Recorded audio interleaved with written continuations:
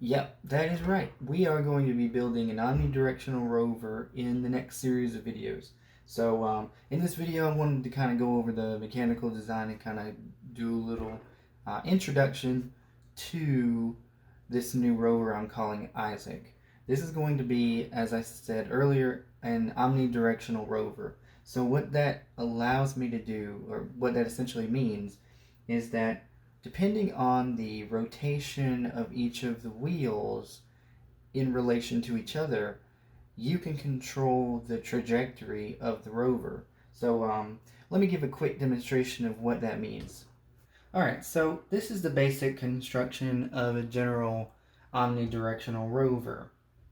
So the way that this is constructed is you have four wheels with angled rollers located on each one. These angled rollers are angled inward towards the rover on each side. What this allows you to do is, let's say I want to drive forward and reverse just like a standard rover. Well, that's pretty basic. In that situation, all four wheels would rotate in the same direction. So if I want to move forward, for example, or reverse, then all four wheels need to rotate either clockwise or counterclockwise depending on the rotate or the direction I want to go. However, what omnidirectional wheels allow me to do is, if I change which wheels are rotating at given moments, I can change the direction of the rover. So one example would be, you could drive left or right with the rover. In order to achieve this, these wheels would rotate inward and these wheels would rotate outward, thereby creating kind of like a corkscrew effect, allowing the rover to rotate the wheels opposite of each other on each side of the rover and being able to force itself left and right. In addition, you could only rotate the diagonal set of wheels and leave the opposite set of wheels stationary. This would allow the rover to take a diagonal trajectory, so kind of similar to this, where I can kind of push it manually. Same thing with this direction,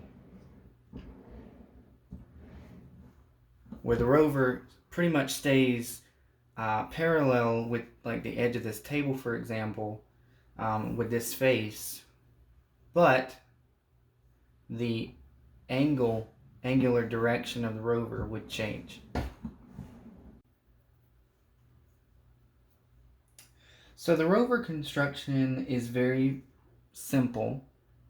So the body of the rover sits about 18 inches long and has an overall width from the edge of the wheels of about 15 inches or so. And the rover sits about 4.5 inches off the ground with at the top of the wheel. So it's a fairly decent size rover when you consider the scale. So let's go over real quick some of the basic features that I'm trying to look at implementing with this rover. Naturally, with an omnidirectional wheel assembly, obviously all four wheels need to have independent drive motors. So I have here these 12 volt 45 RPM motors, DC brushed motors, and they will all be connected to a set of individual or to a set of DC motor drivers. I'm probably going to be using the Sabertooth drive, which I've talked about in a previous video, but I'm going to do another video to kind of give a better explanation on how to use them and how we'll use them in this vehicle specifically. So in addition to the motors, you have this RP LiDAR device. So what this allows me to do is create a virtual map of the surroundings of the rover. So I can create a basic trajectory or map to follow for the rover, so that I know what obstacles are ahead and a best route to get out of that particular environment. In addition to the LiDAR device, I'm thinking about using some kind of infrared sensors to be mounted along the front for close range obstacles around the entire vehicle, so the left, right, front, and back. In addition to that, I'm also going to have collision detection sensors, so roller switches, for example, that would have a 3D printed bumper assembly that would wrap around the motors. And if the rover collides with something, then that would trigger those roller switches and force the rover to change its trajectory based on that. In addition, there's going to be various sensors on board, such as a gyroscope and magnetometer, so that I can get basic orientation of the vehicle, as well as relative speed and direction. As I may also implement some kind of a GPS or short range location system. I'm not quite sure how I want to handle that. One thing that I want to do is I want to have the rover be able to drive itself autonomously, but there also will be some implementation of manual driving capability, and that's one thing I want to cover in a future video that we'll get more involved in later on down the road.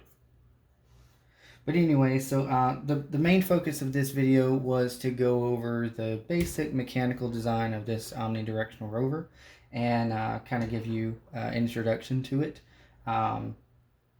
So yeah, let me know what you guys think about this design. If you have any recommendations for it, feel free to let me know in the comments. Alright guys, so I really hope you enjoyed this introduction video. I know that it's kind of a short video. I didn't really get too deep in the technical details or anything like that. Like I said, this was more of just an introduction to the rover.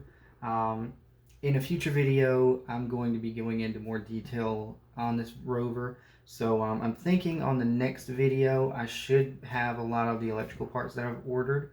So I'll be able to start getting this rover moving in a basic sense. So if you're interested in this kind of content, please feel free to subscribe and like the video if you like it. And if you like videos like this, I have many more videos planned in the future, and there's a lot of things I want to do with this rover. So if you have any suggestions of things you may want to see done with the rover, or you want to see other types of robot designs, please let me know in the comments. Let me know what you think about this too, if this is something you are interested in learning more about or whatever. So but anyway guys, again, I appreciate anybody who stuck around this long, and I look forward to seeing you on the next video. So thank you.